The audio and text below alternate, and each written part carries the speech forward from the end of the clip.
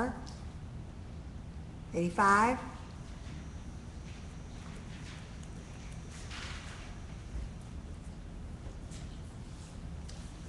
Good evening, Mayor and Council. Good evening. First, I want to say that I'm happy to see that this week we do have more detailed numbers on the fiscal situation. We have some department by department numbers, and we have much more detail on what each option entails.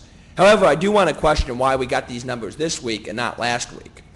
The initial release by the city manager of a memo with outlandish cuts that rightly sparked an outcry by residents is very questionable. We have to question the motives. He could have clearly just released this memo, this PowerPoint presentation, this packet. Now, why didn't he? Now a skeptical person would say, and a cynical person would say, that the major reason was to spark the outcry that we saw last week. The reason was to gin up support for a tax increase. And I think if that was his intent, he clearly succeeded.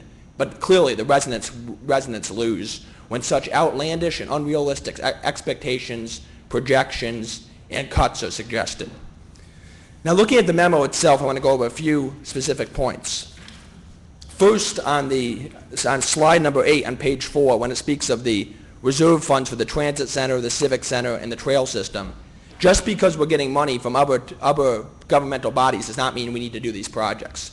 For example, if you can't afford anything, just because you're getting $2 million from another entity and you have to pay $2 million doesn't make it a good deal for the city.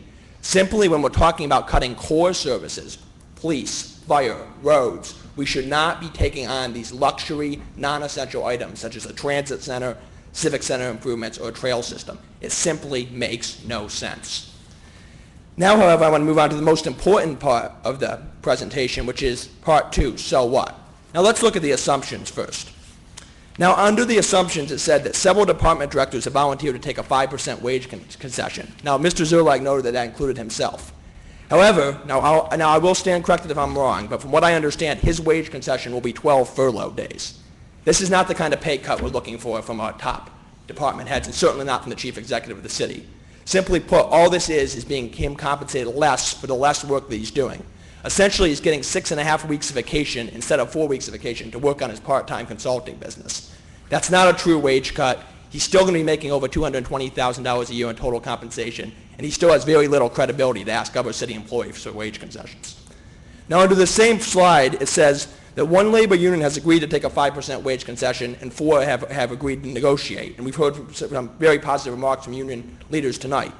Now, I have to ask, why isn't that 5% wage concession factored into the options? And why aren't we waiting until we see whatever wage concession we can get instead of rushing to put an unnecessary and irresponsible tax increase on the February ballot? What is the rush? Why are we having to decide that in October about this tax increase when we're so far from the next fiscal year and we don't know what kind of wage concessions we're going to get? It simply makes no sense. Now, let me just say something about this tax increase. What we're looking at, let's be honest with the residents, we're looking at a 10 to 20% tax increase. Well, let me ask the city council, with unemployment in the state over 15%, foreclosures at record levels, do our residents deserve a 10 to 20% tax increase? I think the answer is no. And let's not play this game that, oh, I voted yes to put it on the ballot, but I really oppose the tax increase. Let me say that here tonight. Anyone who votes to put this tax increase on the ballot supports the tax increase. And anyone who votes to put this tax increase on the ballot cannot call themselves a tax fighter again. So once again, before you vote, please ask yourself this question. Do our residents, who are struggling so much, deserve a 10 to 20% tax increase? Thank you.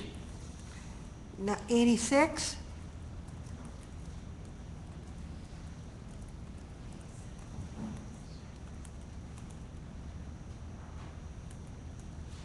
And if you have 87, would you line up behind? 87.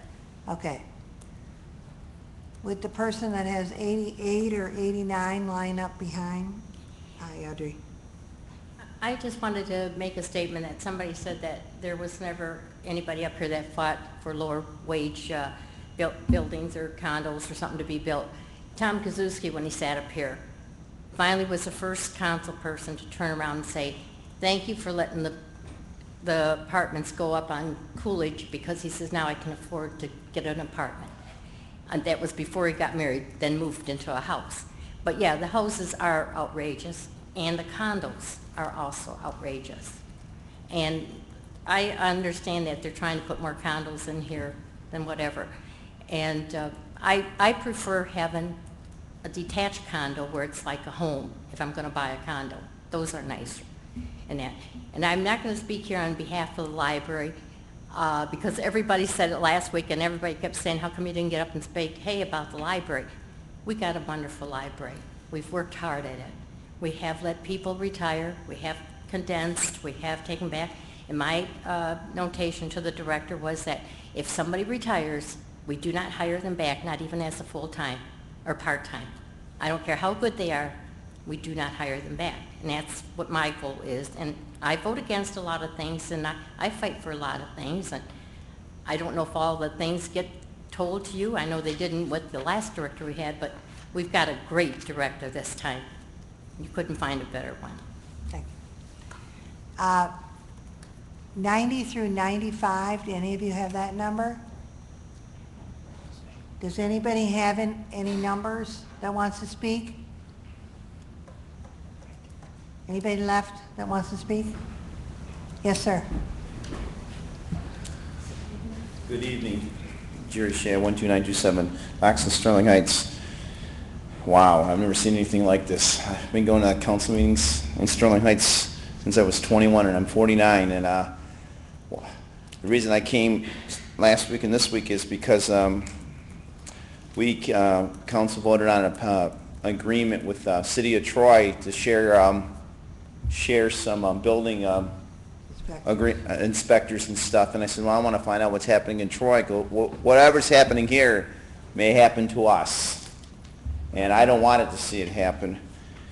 And there was an editorial in the paper regarding this council and your actions. And I just want to say that I'm not one for tax increases, and I don't live here, so it's up to the people and up to you what you want to do. But one thing I can say is, if you're going to decide on something for the millage, just have one for public safety for the police. Have it separate. Don't tie it in like the editorial said with the library, with the DPW and all the rest.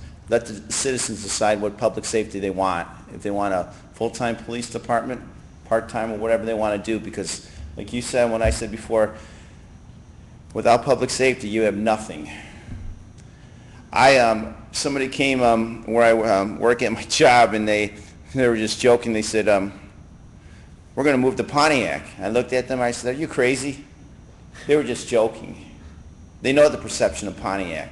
It's unsafe. Once you lose it forever.